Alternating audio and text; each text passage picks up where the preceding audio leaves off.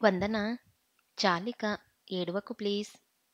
నీకు నేనంటే ఇష్టం. అది మన ఇద్దరికీ తెలుసు. నువ్వు ఇంకేమీ మాట్లాడకు అని బావ నా కన్నీరు తుడుస్తున్నాడు.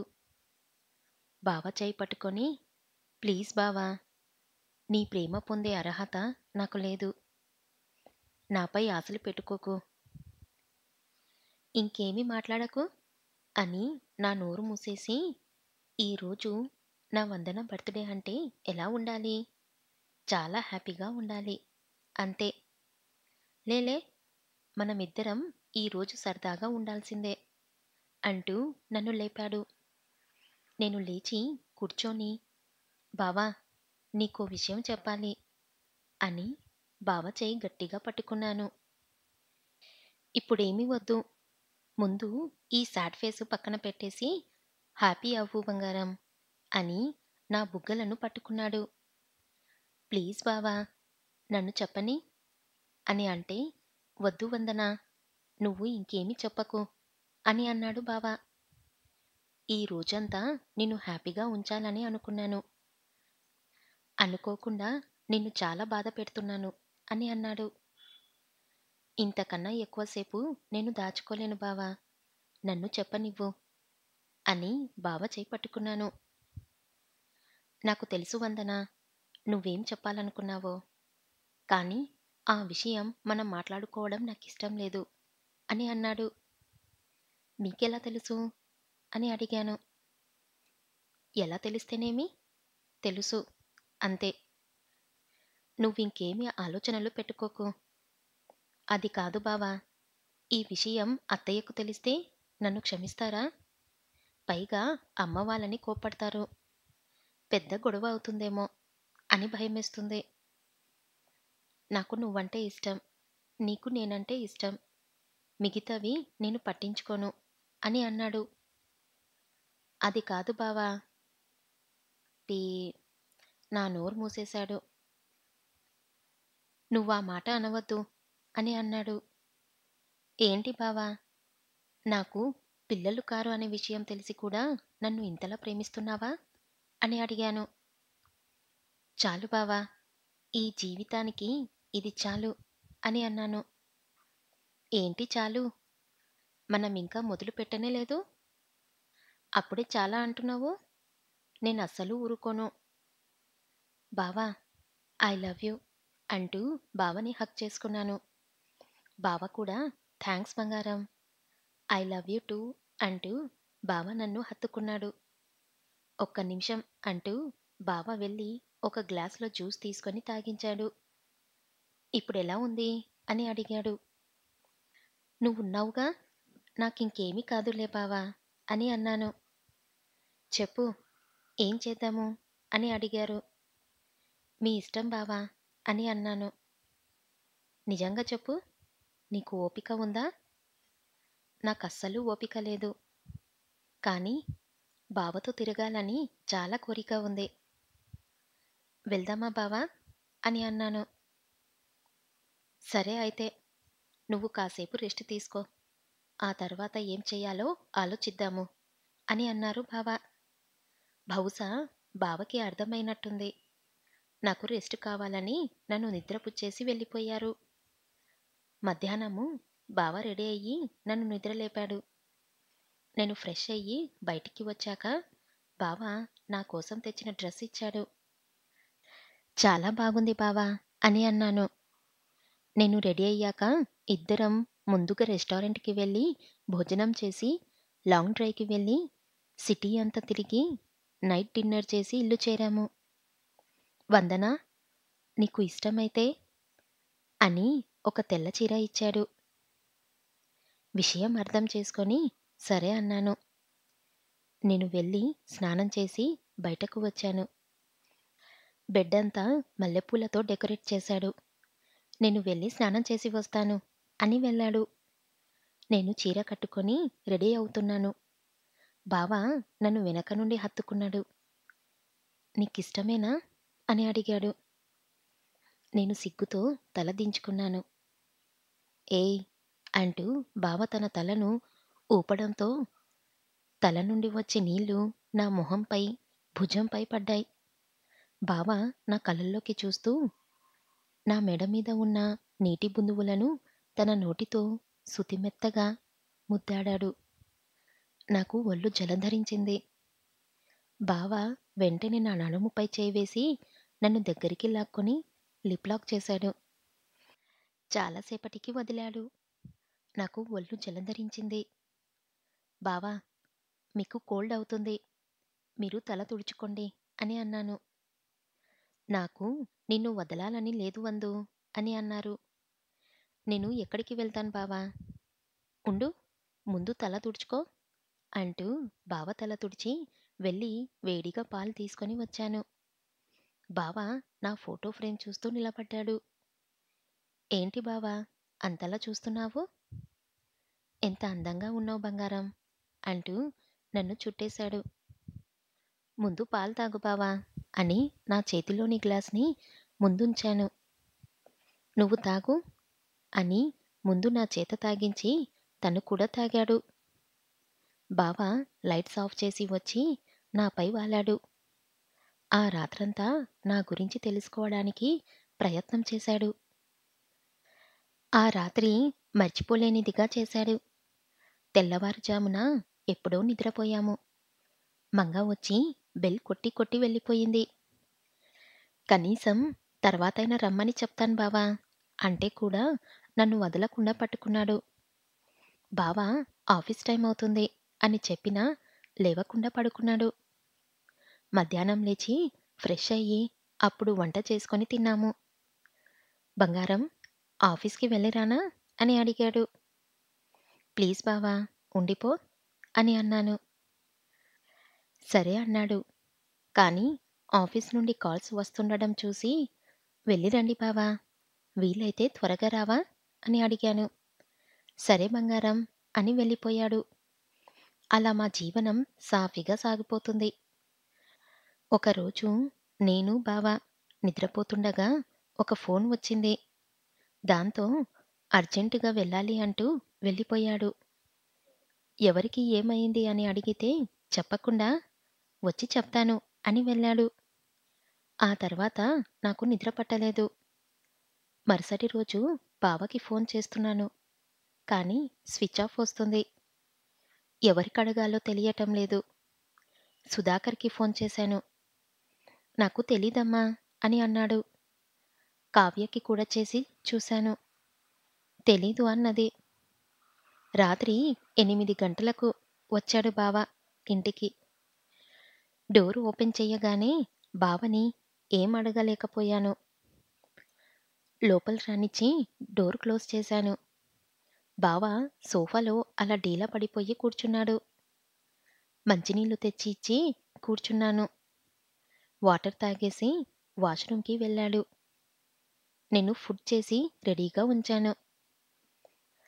బావ ఎంతకి బయటికి రాకపోయేసరికి లోపలికి వెళ్ళి చూశాను. బావ బెడ్ పైన వాలిపోయి ఉన్నాడు. ముందు ఏమైనా తినిపిస్తాను అని వెళ్ళి ఫుడ్ సర్వ్ చేసుకొని రూమ్‌కి వెళ్ళాను. బావా అని పిలిచాను. నా వైపు తిరిగి చూసి పక్కకు జరిగి నాకు కొంచెం ప్లేస్ ఇచ్చాడు. బావ పక్కన కూర్చొని ముందు భోజనం చేయి బావా అని లేపాను. లేచి కూర్చొని నువ్వు తిన్నావా అని అడిగాడు. లేదు బావా, నువ్వు తిన్నాక తింటాను అని చెప్పాను. ఎక్కడికి వెళ్ళానో అడగవా అని అడిగాడు. అడుగుతాను బావా, ముందు అన్నం తిని అని ముద్ద కలిపి తినిపించాను. కొంచెం అన్నం తినేసి నా వడిలో తల పెట్టుకొని ఏడవటం మొదలుపెట్టాడు. ప్లేట్ పక్కన పెట్టేసి ఏమైంది బావా అని అడిగాను. రవలి చావు బతుకుల మధ్య కొట్టుమిట్లాడుతుంది అని అన్నాడు. ఆ మాట వినగానే చాలా బాధేసింది. ఏంటి బావా మీరనేది? ఇప్పుడెలా ఉంది తనకి? అసలేం జరిగింది బావా? నేను ఒకసారి రవలిని చూడనా? ఐసీయూలో ఉంది. ఆమె స్పృహలోకి వస్తే గాని ఏమీ చెప్పలేము అని అన్నారు. అక్కడ ఎవరినీ ఉండనివ్వటం లేదు. అసలేమైంది బావా అని అడిగాను. నన్ను మర్చిపోలేక ఈ పని చేసి ఉండవచ్చు అని అన్నాడు. మీకు అభ్యంతరం లేకపోతే నేను ఒకసారి కలవనా బావా? రేపు వెళ్దాంలే అని అన్నాడు. అందరూ నన్ను ఒకలా చూస్తుంటే నేను తట్టుకోలేకపోతున్నాను. బావా, ఇలా చూడు అని అనగానే లేచి మంచంకి వాలిపోయి కూర్చున్నాడు. బాధ ఉంటుంది. కానీ ఇలాంటి టైంలోనే కొంచెం ధైర్యంగా ఉండాలి. ఎవరో ఏదో అనుకుంటున్నారని కాకుండా నీకేది చేయాలనిపిస్తే అది చెయ్యి బావా. నాకేం అర్థం కావటం లేదు వందన. నా వల్లే ఇలా జరిగిందా అనే విషయం కూడా ఒక క్లారిటీ లేదు. ఇప్పుడు నా కర్తవ్యం ఏమిటో తెలియటం లేదు. బావా, ఇప్పుడు మీరు విశ్రాంతి తీసుకోండి. ఈ రాత్రి గడిస్తే మనసు కుదుట పడుతుంది. అప్పుడు బాగా ఆలోచించి ఒక నిర్ణయం తీసుకోవచ్చు. వందన, నేను నీ ఒడిలోనే పడుకుంటాను. నువ్వెళ్ళి త్వరగా భోంచేసి రావా? అని అడిగారు. సరే, ముందు మీరు భోజనం పూర్తి చేయండి అని అన్నాను. నాకు చాలు వందన, నాకు ముద్ద దిగటం లేదు అని అన్నాడు. సరే, నా కోసం ఇంకొంచెం తిను బావా అని కాస్త తినపెట్టేసి నేను కూడా త్వరగా భోంచేసి బావ దగ్గరికి వెళ్ళాను. నిద్ర పట్టక అవస్థ పడుతున్నాడు. నేను బెడ్ ఎక్కగానే నా మీద పడుకున్నాడు. బావని నిద్రపుచ్చేసి నేను కూడా నిద్రపోయాను. మరుసటి రోజు ఇద్దరం కలిసి రవలిని చూడటానికి హాస్పిటల్‌కి వెళ్ళాం. ఆ టైంలో రవలి హస్బెండ్ మాత్రమే ఉన్నాడు. బావ రవలిని చూడటానికి ఐసీయూలోకి వెళ్ళాడు. నేను రవలి హస్బెండ్‌ని అడిగి విషయం కనుక్కున్నాను. మొదట్లో ఇబ్బంది పడ్డాడు కానీ తర్వాత జరిగిన విషయం చెప్పాడు. ఒక్కటవుదామని అడగడంతో రవలి ఇంత పని చేసింది అని బోరున ఏడ్చాడు. ప్లీజ్ విక్రమ్ గారు, మీరేం బాధపడకండి. నేను ఒకసారి రవలితో మాట్లాడి వస్తాను అని చెప్పి ఐసీయూలోకి వెళ్ళాను. బావని పంపించేసి నేను మాత్రం ఉన్నాను. రవలి చెయ్యి పట్టుకొని చూశాను. తన చెయ్యి కాస్త వామ్‌గా ఉంది. రవలి, నేను వందనని. నీకు నేను చెప్పేది వినబడితే నా చెయ్యి పట్టుకో అన్నాను. మెల్లిగా నా చెయ్యి పట్టుకుంది. చూడు రవలి, నీకు బావ అంటే చాలా ఇష్టం కదా అని అడగ్గానే నా చెయ్యి గట్టిగా పట్టుకుంది. బావ సంతోషంగా ఉంటే నీకు ఇష్టమేనా అని అడిగాను. మళ్ళీ చెయ్యి పట్టుకుంది. మరి అది కేవలం శారీరక సుఖం కోసమా అని అడిగాను. కాసేపటికి ఆమె కళ్ళ నుండి నీళ్లు వచ్చాయి. మరి అలాంటప్పుడు విక్రమ్ అడిగినందుకే ప్రాణం తీసుకుంటావా? ఆమె కన్నీళ్లు తుడిచి, చూడు, ఇద్దరు మనుషులు నచ్చడానికి అది కేవలం పెళ్లికి దారి తీయాలని లేదు. మన వాళ్ళతో స్నేహంగా కూడా ఉండవచ్చని మా పెళ్లి అయ్యాకే అర్థమైంది. నేను కూడా బావ నిన్ను ప్రేమిస్తున్నాడని తెలిసినప్పుడు నీలాగా ప్రాణాలు తీసుకోబోయాను. కానీ మా పెళ్ళయ్యాక బావ నాతో స్నేహంగా ఉండటం చూసి నేను చేసేది చాలా పెద్ద తప్పు అని అర్థమైంది. నువ్వు, బావ ఎప్పటికీ మంచి స్నేహితులుగా ఉండండి. నాకు కానీ, విక్రమ్ గారికి కానీ ఎలాంటి ఇబ్బంది లేదు. కానీ నువ్వు ప్రాణాలతో లేకపోతే నిన్ను అందరూ మర్చిపోతారు. నువ్వు, విక్రమ్ కలిసి కాపురం చేసుకుంటే బావ కూడా హ్యాపీగా ఉంటాడు.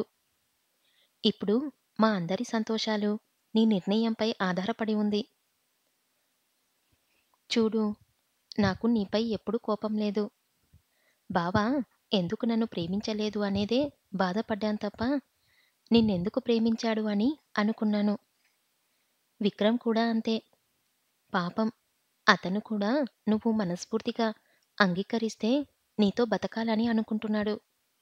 నిన్ను అర్థం చేసుకునేవాడు, నువ్వంటే ఇష్టపడేవాడు దక్కినప్పుడు వదులుకోవటం మూర్ఖత్వం అవుతుంది అని చెప్పాను. తను నా చేయిని గట్టిగా పట్టుకున్నది. ఆమె కన్నీళ్లు తుడిచి విక్రమ్‌ని రవలి దగ్గర కూర్చొని కబుర్లు చెప్పమని చెప్పి నేను, బావ ఇంటికి వచ్చేశాం. నన్ను ఇంటి దగ్గర డ్రాప్ చేసి బావ ఆఫీస్‌కి వెళ్ళిపోయాడు. వెళ్ళిన గంట సేపటికి బావ ఫోన్ చేసి, "రవలికి స్పృహ వచ్చింది. ఔట్ ఆఫ్ డేంజర్ అంట" అని చెప్పాడు సంతోషంగా. థాంక్ గాడ్ బావ అని అన్నాను. చాలా రిలీఫ్‌గా ఉంది వందన నాకు. అవును బావ నాక్కూడా అని అన్నాను. వీలైతే నేను ఆఫీస్ నుండి త్వరగా వస్తాను. సినిమాకి వెళ్దాం అని అన్నాడు. సరే బావ అని అన్నాను.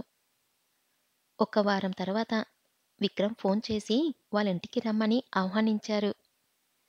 బావ సరే అన్నాడు. కానీ నేనే వద్దు. మీరిద్దరూ మా ఇంటికే లంచ్‌కి రండి అని అనటంతో సరే అన్నారు. ఒక సండే రోజు ఇద్దరూ మా ఇంటికి వచ్చారు. బావ, రవలి కళ్ళు కలపలేక ఇబ్బంది పడుతున్నారు. నేను కిచెన్‌లో ఉంటే మాటిమాటికి వచ్చి వెళ్తున్నాడు బావ. ఇద్దరిని చూసి విషయం అర్థం చేసుకొని పని పక్కన పెట్టేసి వెళ్ళి హాల్‌లో కూర్చున్నాను బావ పక్కన. అందరం జ్యూస్ తాగుతుండగా విక్రమ్ అన్నారు. థాంక్స్ వందన. నీ వల్లే రవలి హెల్త్ బాగుపడింది. లేదంటే జీవితాంతం కోమాలోనే ఉండేది అని అన్నారు. ఏంటి విక్రమ్ నువ్వనేది? అని అడిగాడు బావ. అవునుదయ్. ఆ రోజు ఐసీయూలో రవలితో మాట్లాడి తన మనసు మార్చి మళ్ళీ నార్మల్ చేసింది. నీకెప్పటికీ రుణపడి ఉంటాను అని అన్నాడు విక్రమ్. ఏంటండి రుణం అని చాలా పెద్ద మాట అన్నారు? ఒక అమ్మాయిగా ఆమె బాధని అర్థం చేసుకొని నాకు తెలిసింది చెప్పాను. అంతే. థాంక్స్ వందన. నేను ఎంత పెద్ద తప్పు చేశానో నాకు తెలిసేలా చేశావు. మా వాళ్ళైతే విక్రమ్‌ని నిందించారు. తను ఏదో చేశాడు అని చాలా పెద్ద గొడవే జరిగింది. ఆయన తప్పేమీ లేదు అని చెబితే గాని వినిపించుకోలేదు అన్నది Ravali. I'm happy for you Ravali. నువ్వు చాలా మంచి అమ్మాయివి. నువ్వు ఎప్పటికీ సంతోషంగా ఉండాలి. అలాగే విక్రమ్ కూడా చాలా మంచి వ్యక్తి. అలాంటి వ్యక్తిని వదులుకోవడం మూర్ఖత్వమే అవుతుంది. మీరిద్దరూ కలిసి సంతోషంగా ఉంటే నువ్వు అన్నీ మర్చిపోతావు. ఇవేమీ గుర్తు ఉండవు. థాంక్స్ వందన. థాంక్స్ చెప్పి పరాయిదాన్ని చెయ్యకు అని అన్నాను. సారీ ఉదయ్. నేను నిన్ను నా మాటలతో చాలా ఇబ్బంది పెట్టాను. నా బిహేవియర్‌తో చాలా బాధ పెట్టాను. ఐయామ్ రియల్లీ సారీ అని అన్నది రవలి బావతో. మన మధ్య సారీ ఎందుకు రవలి? అందరం హ్యాపీగా ఉండాలి అనుకున్నాను. అంతే అని అన్నాడు బావ. అందరం కలిసి భోజనాలు చేసి సాయంత్రం వరకు ఉండి వాళ్ళిద్దరూ వెళ్ళిపోయారు. రాత్రి బావ అడిగాడు. ఏం చెప్పావే దానికి? ఇన్ని మంత్స్ నుండి చెప్తుంటే వినలేదు. ఒక్కసారి చెప్పగానే మారిపోయింది. నా మొగుడు నాకే సొంతమని చెప్పానులే అని అటు తిరిగి చెప్పాను. అబచ్చా! అక్కడేదో బానే చెప్పావు. అందుకే మారింది. లేదంటే రవలి గురించి నాకు తెలీదా? ఎంత మొండిదో అని అన్నాడు. పోనీ బావా వదిలేయ్. ఇంతకీ నువ్వు హ్యాపీనా? అని అడిగాను. హ్యాపీనా? I'm the most happiest person అన్నంత రిలీఫ్‌గా ఉంది నాకు అంటూ మీద పడ్డాడు. ఏంటి బావ నువ్వు? అని అన్నాను. ఏంటా? అంటూ నా పెదవిపై దాడి మొదలుపెట్టాడు.